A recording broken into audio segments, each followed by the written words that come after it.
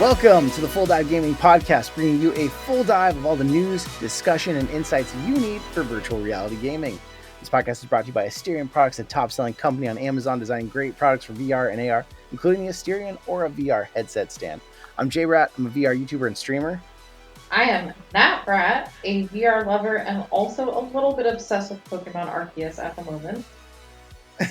We have a special guest tonight, Rich, aka Shafedog, an awesome member of our Discord community and a longtime VR enthusiast. Rich, tell our listeners a little about yourself. Yo, thanks for having me on. Yes. My name is Rich Schaefer, aka Shafedog, letter carrier by day, over-enthusiastic VR regular gamer at night. I have over 40 years experience throwing controllers and screaming at televisions. Happy to be here. Nice. Well, hey, we are happy to have you here. For those of you out there who are just joining, our podcast is here to keep you up to date in the VR realm. We answer questions from our VR communities, followed by some of the latest, greatest VR news. And then we discuss the games we played recently. If you haven't seen our YouTube channel, we're all sitting here right now. We're actually in VR again, a little retro blast of the past. Come hang out on YouTube where you can see us all hanging out in VR, chatting, or of course, engage with us through the comments in our occasional live streams. We got some questions. Of course, when everybody on the Discord found out you were going to be here, Shafedog, they got a little crazy. So first one from Play PSVR, they said, Shafedog, if I was out on a date with a girl and things were going good and we're getting along just great, and after I take her home, instead of a kiss goodnight, I go in for a kiss and accidentally land one on her shoulder, and I try to play it off like it's cool, assuming all that has happened. What's the best VR game that's on the Quest that isn't on the PSVR? You know, after hearing that tragic story, which I'm sure is true, I couldn't think of a single VR game on Quest that isn't on PSVR, but I could think of 5. Oh, nice. Obviously, we have Resident Evil 4, Big one. Stride, though that was rumored at one point to come to PSVR. I really like Stride. Oh, now I'm going to draw a blank. We're getting Grand Theft Auto San Andreas eventually. We are getting Grand Theft Auto San Andreas eventually. I know he likes To the Top, but there's a better version of that called The Climb. Okay. And I'll just leave it right there in case you guys had any suggestions. Those are all good ones. The Climb 1 and 2, so there's 2 of them. Pretty. And you can actually get to the top through App Lab on the Quest. And even though, yes, it is on PSVR, being completely wireless playing it is so nice. So nice. I'd recommend getting it again and trying it out. Yeah. Well, that's not going to be the only weird one from Play PSVR. We'll have another one, but let's answer Scarlet Ibis's question here, who asks, if the Valve Deckard, the Oculus Cambria, and the PSVR 2 all come out this year, which ones are you all getting? Now, for anyone out there who hasn't heard of these, Valve Deckard is the rumored Index successor. It's possibly a wireless PC headset, but we don't know for sure. The Oculus Cambria is supposed to be more like a really high-end Quest, eye tracking, maybe some AR capabilities. The controllers will have their own inside-out tracking, so there wouldn't be any dead spots. And of course, the PSVR 2, we'll talk more about that one, but that's coming maybe this year.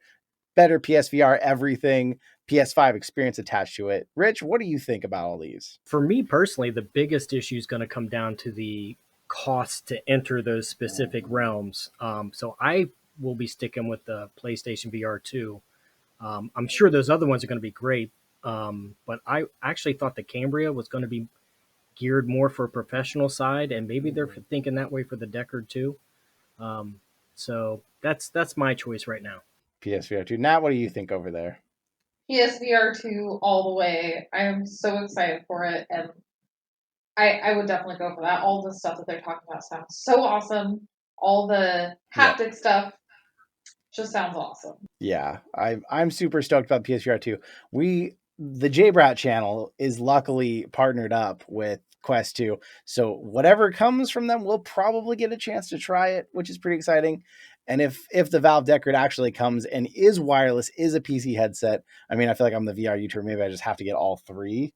But I am definitely getting the PSVR 2. The other 2 are up in the air, but I could see myself with all 3 of them by the end of the year. But price is a big one. I mean, if that new Valve one is $1,500 or $2,000, I might just have to stick to the Cambria and the PSVR 2 because that's a lot of money. That's no joke. Oh man, Play PSVR and their questions. They said, I believe this is Alex from the Play PSVR podcast, says, the wife and I are looking to open up our marriage. I'm not too worried about being jealous. I just want her to be happy. What's the best VR game for me to play while I'm third wheeling it? Oh my gosh. Alex. think since he's going to be alone in his thoughts in this situation, maybe he should experience hand physics so he's at least busy off to the side. Hand physics lab. That is a good one. It's so good to show hand tracking off to people. Mm-hmm. Great suggestion. Nat, can you think of any game that he should have for his lonely time? Oh my gosh. The way that these questions are posed is just throwing me off. Is this supposed to be a quest game? Yeah, well, ideally, because, no wires. I mean, Myst is a good one. If Ooh. you're all, alone in your thoughts, you'll have a lot to think about with Myst. And it's a lot of hours, so Yeah. you'd have plenty of time. Wow, the questions really went off the rails this week. We got one from Turna. Turna, if you don't know Turna's been with the Play PSVR podcast guys forever in their community. Popped into the Discord this week. Welcome, Turna. Turna says, what game would you love to see recreated from your favorite old school games of all time into VR? And theirs was Duck Hunt. Shafe, what's on your list? Duck Hunt isn't a bad choice, but I think I would want to go with like an old school fighting game, like Street Fighter 2, maybe early Tekken, Virtua Fighter. Would probably, name wise, naturally. Now, are you imagine button mashing your two hands here, or are you actually fighting with them? Nat's throwing a weird pose over there. I was trying to fight. A physical fighting game. Well, Nat, what do you have from your childhood you've been waiting for? I think I was just talking about this the other day because, yes, I've been obsessed with the new Pokemon game. Pokemon would be amazing. It will never happen unless Nintendo comes out with their own headset, of course. But that would be a dream come true. Better than Pokemon Go. Well, a couple of mine on my list, Resident Evil 4, which has now been made, Grand Theft Auto San Andreas, which is being made. So I guess all I have left is Ocarina of Time with Zelda and Mario 64. And that's all my dreams have come true. So apparently Nintendo needs to enter the space for me and Nat to get in there. And someone needs to come up with a good fighting game for Rich over here. Also, Spyro would be pretty cool. I don't know that would translate well to VR, but that'd be pretty cool. Spyro could be cool. I agree. Flying dragon. Yeah, the flying, the skateboarding. Oh boy, it'd get wild. I like it. Well, thank you out there for the questions. Always shoot more at us. We enjoy the questions, but we got some news to tell you all about. Before we do, we got to tell you a little more about our sponsor, Asterion. They make the Aura VR headset stand.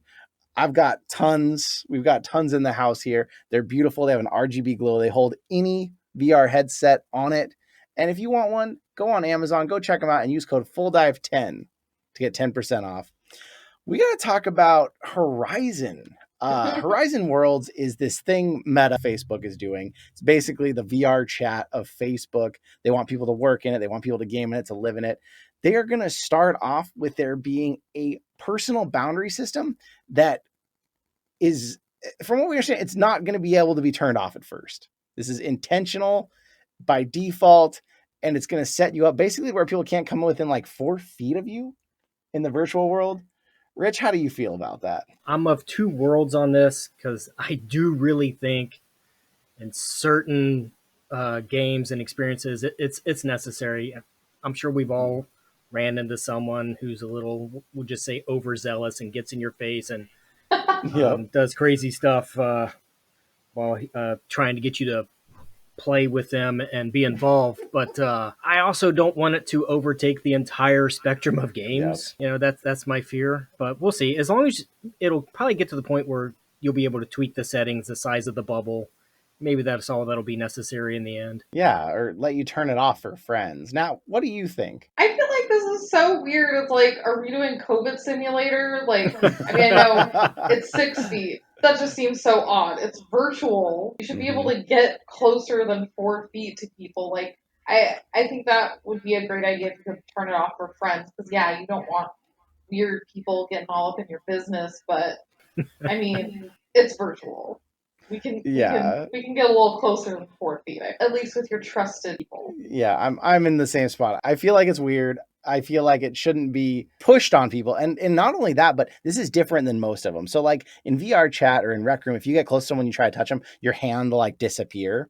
It won't show anymore and they won't see your hands touching them. This is like going to physically stop you from getting too close. Like you get close and you're going to get like your avatar is going to get stopped up against them. So it's going to be like a bubble, I guess, that you can't see. So like you try and go to like a VR chat style rave, and you're going to have, arms length between everyone on the dance floor.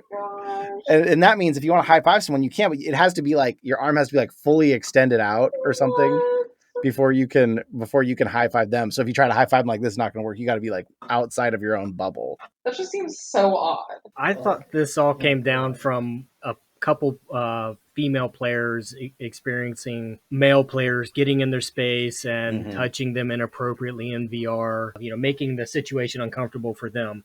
So that's one example of why I kind of agree with it.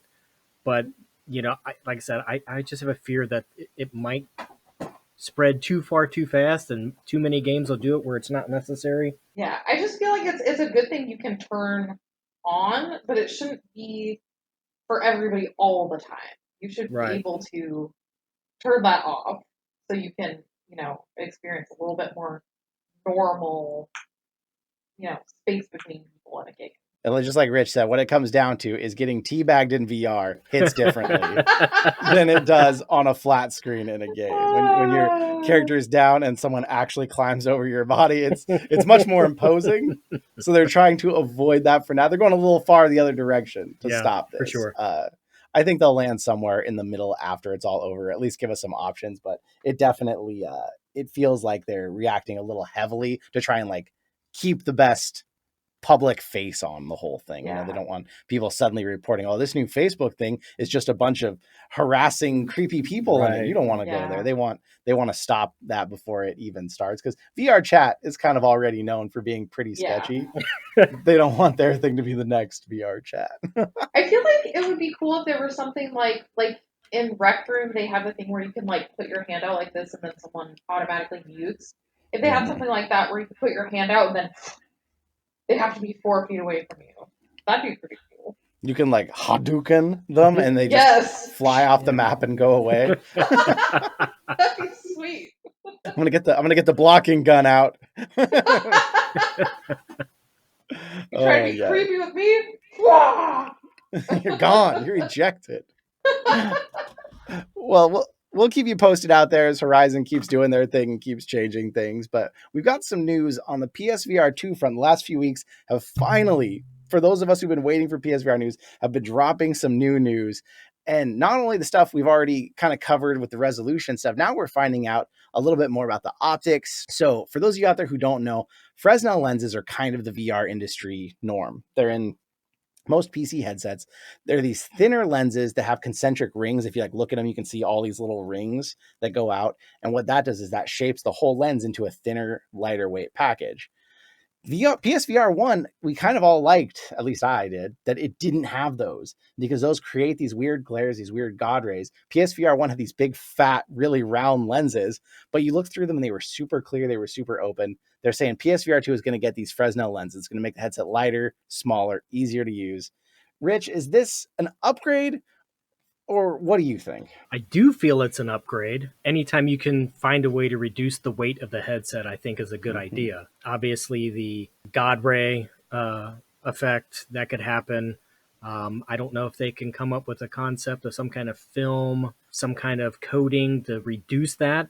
That would be ideal, but I like what they're doing. I have no problems with that. I think, too, like, I remember when we first got the Quest, noticing the God rays quite a bit, but I feel like you get used to it pretty quickly. So even if that was an issue, I don't think it would be too big of a deal after you get used to it. I think it's good. I definitely think it can help. The one area it's concerning to me is PSVR 2 has also said it's going to be OLED screens, which means truly blacks. Those really dark environments are going to be really immersive. And a good way to break your immersion in those is if the one object that's showing up in a dark room is glaring into your eyes, that kind of pulls you out. And on the Quest, you don't notice it so much, Quest 2 at least, because it's got this smeary, awful LCD black levels anyways. So you kind of forget about it. I'm worried that if PSVR doesn't find a way to get them, kind of make them a little less visible, that it's going to really stand out, because you're going to be in a dark room and one light's going to turn on across the room in a horror game, but it's going to create this like glaring effect. through your eyes. It's going to kind of ruin the purpose of the OLED. So I trust Sony can do it right. I'm hoping they find a way to make it work better, just like you're saying, Rich. But it does concern me because I love that about the PSVR 1. No God rays. No, there's another thing. I can't think of the word right now, but there's another thing that you get from it that messes it up. And I really like that about the PSVR. And then when I switched, it was like, oh, I noticed this stuff because I hadn't seen it. So I'm on the fence. I'm hoping it just means we get really great tiny little headset, but I'm uncertain. Another thing they've said though is that it's going to get 2 separate screens. So the original PSVR had 1 solid screen. The Quest 2 has 1 solid screen. And one thing that you don't realize about that is that means that your screen, if it's square in front of you, it's using 2 dots somewhere on the screen. So even though they say this screen has this much resolution, some resolution is left on the table because you're not using the entire thing. Now you're going to have 2 separate little lenses, 1 for each eye. It also means probably a physical IPD adjustment.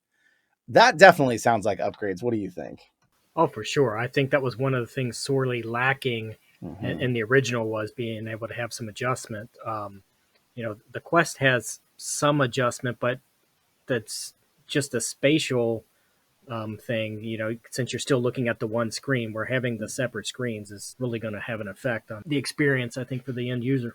Yeah, and I really like the physical adjustment of the lenses. I think that's get so much more precise with that.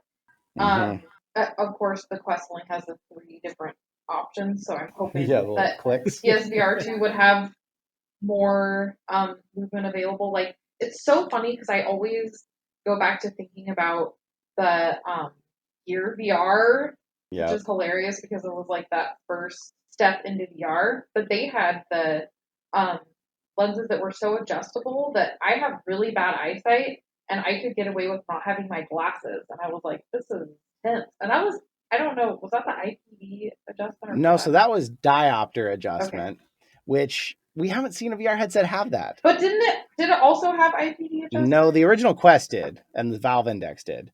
It didn't have IPD, but it had diopter, which I think is actually better. Have you ever tried anything that has diopter adjustments, Rich? I have not. Do you wear contact lenses or glasses? I do not. Okay, well then you're just lucky. Great eyesight. You don't know the pain. You don't know the pain that everyone else goes through has them. So basically, because VR simulates distance, you have to keep your glasses on if you're nearsighted. You have to keep them on because it'll be all fuzzy without it. Well, a diopter adjustment means that you can move the lenses physically further from the screens. And for those of you listening, we don't know if PSVR is getting this. This is not a thing. I'm just explaining this to go through it real quick. But Gear VR had this back in the day. And the only modern headset ever since that's ever had it is now that new HTC Vive Flow pair of glasses. It has diopter adjustments for each eye. So that means anyone you demo VR to, they wouldn't have to keep their glasses on. They could take their glasses off, adjust each eye perfectly, and just see clear, which is huge. So I'm just thinking of something completely different. Yeah. But... Okay. Oh gosh, if they come out and say that PSVR 2 is gonna have that, because we don't know yet, we haven't seen the headset. Yeah. If that is another one, then that's gonna make a huge difference, because that would be pretty cool. I hope. That'd be amazing. That's on my wish list. But anyway, the IPD adjustment still, I think, is helpful to have that be a physical adjustment. So much easier than going into settings and having to set it up for each person. And taking a picture of your face and then adjusting each thing to your eyes. Like the PSVR. Yeah. It's more work than it's worth. So you end up never doing it. So people end up with a fuzzy experience. Not what they want. Right. Sooner or later, they're going to give us the price, the release date, and pictures of the actual headset. That's what we're waiting on for PSVR 2. So keep listening to the podcast. Keep hanging out with us. As soon as it comes out, we'll be telling you about it because I can't freaking wait. Yes. We got to get into some games because Rich over here is like the sports gaming connoisseur. But first, before we get into that, I got to tell you one last time, Asterion products. If you don't know them already, you must not be listening to this podcast because we're always talking about them. They've got several different products on Amazon. Go to their website, AsterionProducts.com. You can use code FULLDIVE on there for $5 off any order, $19.99 or more. So you can check out their full array of products, save some money on us, and tell them, hey, where you came from. You know what? I played a little bit of today. Nat tried for the first time, but I think you know the most about it. Can you tell our listeners what ForeVR Darts is on the Quest? Oh, yeah. ForeVR Darts, it's your full pub-style darts experience. You can play it without the controllers. You can play it with the controllers, which is how I prefer to play it. Excuse me, the cat jumps on my lap. It has a lot of unlockable content, as in darts, collectibles. You unlock pubs as you go. Play solo. There's multiplayer. There's ranked boards. There's actually quite a bit to do in there, and thus far it's been a really good experience. Yeah, we both tried it, but we only tried it because the big thing about this game for a lot of people out there who have heard about it recently, it's probably because someone told you it's darts with your actual physical hands. You use your physical hand tracking and you can play. And that's what I heard, and that's why I went and checked it out. So you get in, and it has this nice several things that tells you need to have good lighting, you need to have contrast between your hands and the floor. It really sets you up as best as it can to use the Quest's hand tracking feature to play darts. And then you get in and you try it, and it works better than you expect for your actual hands.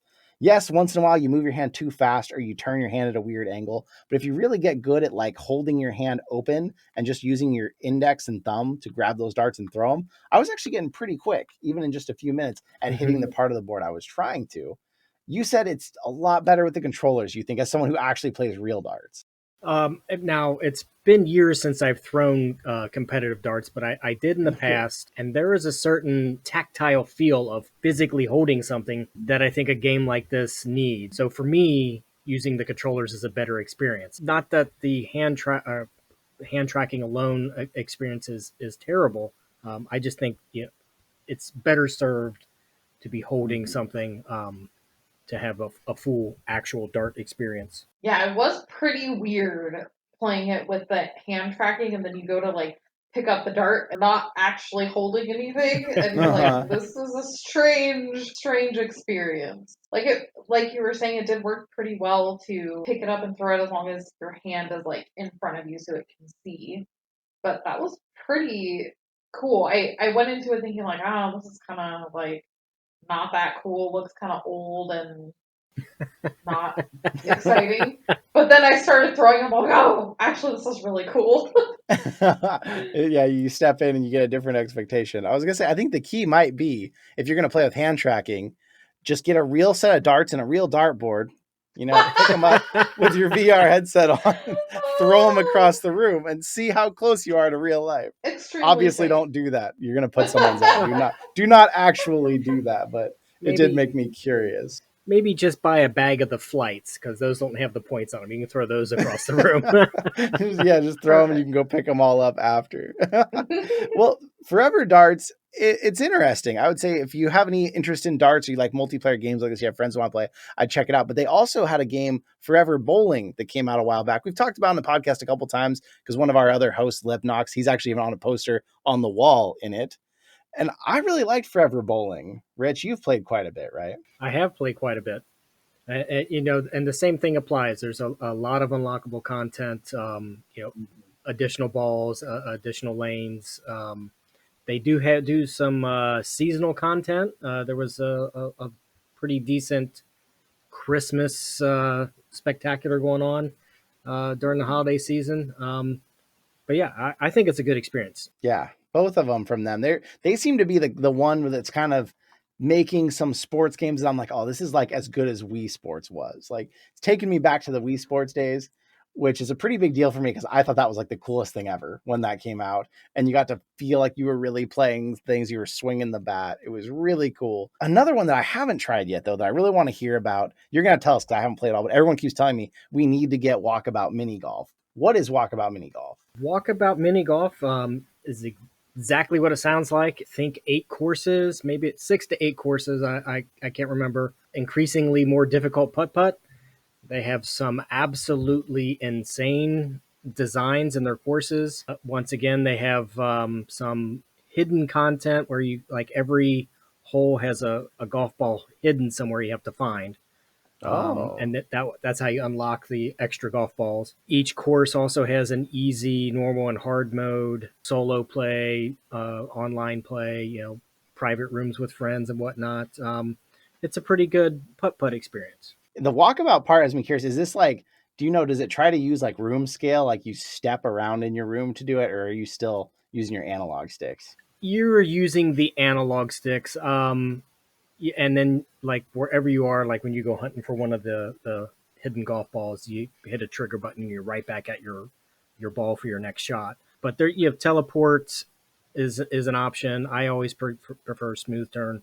I don't have the motion sickness issues that I'm sure a lot of people experience. That is a prevalent problem out there. But from what I've heard, it has tons of safety features. You can set this up however you want to. And some people are comparing this to another game you've played called Golf Plus. I will go here on your podcast and tell you that there's no comparing the two. Okay. Golf Plus is the superior game. Golf Plus has actual real life golf courses. There are additional courses you can purchase, so DLC. There's putt-putt in it already. I think 5 courses for that one. Cornhole, if you like the beanbag toss game. Oh, fun. There's putt pong, which is like beer pong. And there's Top Golf, if you like the actual going and playing Top Golf. There's a replica in the game. From what they offer for the $20 price tag is quite a lot. And this is one where I've actually spoken with the dev. I think they need unlockable content, more customization for your clubs, and of course more courses. And they say all that's coming down the pipeline. So that gives me the happy joy feelings. That's a really good purchase on my end. Well, and that's weird because I feel like even at $20, it sounds like there's already a lot. It's awesome. There's more coming, and especially for something like that. So, do you play golf in real life too? Oh no. Okay. So I always wonder with these things, do the skills translate? Is it going to make you better at putting in real life? I always wonder if that's going to help you, because I even have somebody sent us a 3D printed golf club handle you attach to the controller. Mm-hmm. So it feels more like a real golf club, but I don't know if I'm going to go get good at golf if I play these at all. Golf is expensive. Yeah. I would love to try it a couple times a year, but the cost of clubs and then the cost to play around can be pretty pricey depending on where you go. But it's funny you bring up if it could make you better, because that reminds me of a Mythbusters episode from years ago where one guy took professional lessons and another guy learned to golf playing the PlayStation Move. Okay. Oh. And of course, prior they both played around with no practice or experience, and then they each did their separate training. And each was better than before, though. A professional educator in the realm of golf was much better than learning to play with a move. So. Yeah, that makes sense. I definitely think there's some principles that might come over, but it's always different. It's like boxing in VR versus going and punching something with your actual hand. You might get some speed, you might get some technique down from the VR, but when you actually physically hit something with your body, it feels a lot different. Yeah, and when you get hit back. Oh yeah, well that's the part of boxing I've only done the learning where you punch something or someone else. I've never been hit back, so I'm sure that makes it a whole lot worse.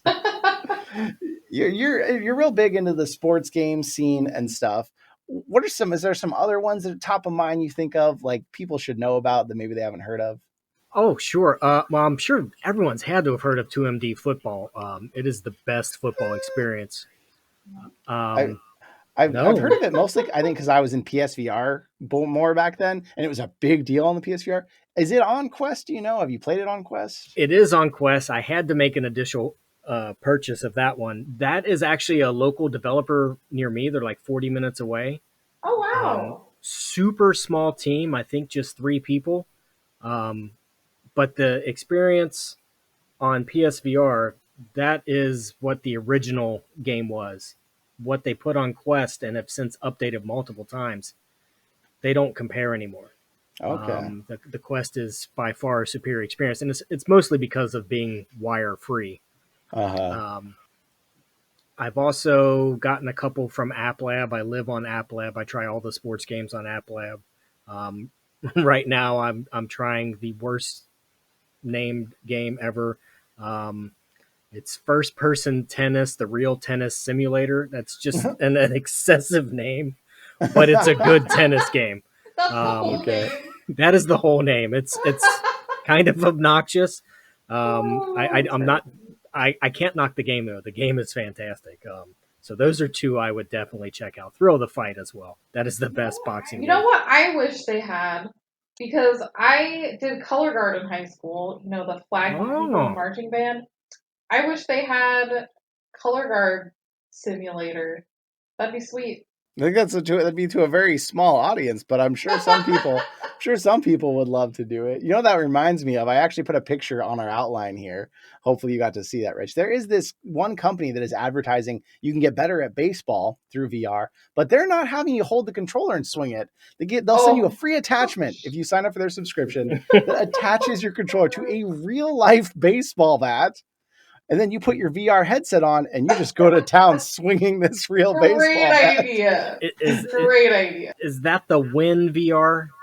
Yep. Nothing can go wrong. I think that would be. I can't do subscriptions, unfortunately, but I would love to try. There was a home run derby on PSVR. If you haven't checked that out, I'd recommend that. It gave a good experience. Not deep, mind you, but it was fun. It gave you a sense of scale when you're in the stadium and in the batter's box and whatnot, which is what you're looking for. Definitely. Yeah, they show pictures mostly outside doing it and stuff, but like, I just cannot imagine a world. And I don't know enough about the game. I might be talking trash here, just so you know out there. But like, maybe it uses some AR so you see some of the world through it. You know, maybe it's not you're seeing a simulation swinging and you can't see what you're doing. But anything that has a real life baseball bat attached to it and you're swinging when you can't see, just really freaks me out. It seems like such a bad idea. I want to see I want to interview someone who actually uses this. If you're out there and you use this, please come join the Discord. I want to hear about it. I want to hear if this is as unsafe as it seems like it's going to be. Rich, people might hear this podcast and they're going to be like, how can I get a hold of this guy? How can I hear more from him? Where do people find your online presence? Ooh, an online presence. You can find me poking around multiple Discords. I don't have my own Discord, but you can find me in Jay Bratt's Discord. You can find me on the PlayStation Network, Shafedog247, or I just started an actual YouTube channel literally today. Since I'm old, it's aptly named Get Off My Lawn VR. So you can find me there. I'll make sure there's links in there. I think you have a Twitter. I know. I do. I do also have Shafedog247 on Twitter. Well, we'll make sure we get some links from everything that you're on so that we can get out to people, your new YouTube channel, everything to check out. And if you're out there and you're just listening to this podcast on Spotify, iTunes, any of the places we are, if you haven't checked out the YouTube, come hang out there too. You can actually leave comments, of course, because it's YouTube, and let us know what you think, what you want to see, or join the Discord or even the Patreon if you really want to take it a step further. We really appreciate everyone out there. I want to say another thank you again to Rich for coming out tonight. I love hearing your expertise, having some fun with you. I appreciate it, man. It was great being here. And if you're out there and you know what happens when it comes to VR, you have to dive on in. Dive on in.